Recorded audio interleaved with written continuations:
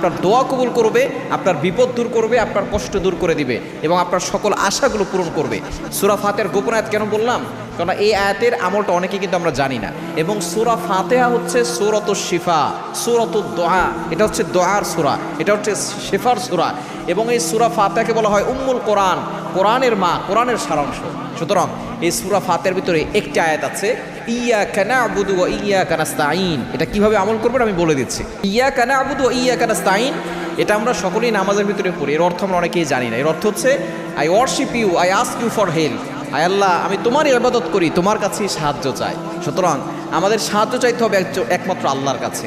সুতরাং আপনি যখন বিপদে পড়ে যাবেন, যখন দেখবেন আপনার দোয়া কবুল হচ্ছে না, মনের আশা পূরণ করতে যাচ্ছেন, তখন আপনি অজু করে 2 রাকাত নফল নামাজ পড়বেন। এরপরে আপনি নামাজ শেষ করে আপনি 3 বার দুরূদ শরীফ পড়বেন, 3 বার ইস্তেগফার পড়বেন। এরপরে ইয়াকা না'বুদু ওয়া ইয়াকা নাস্তাঈন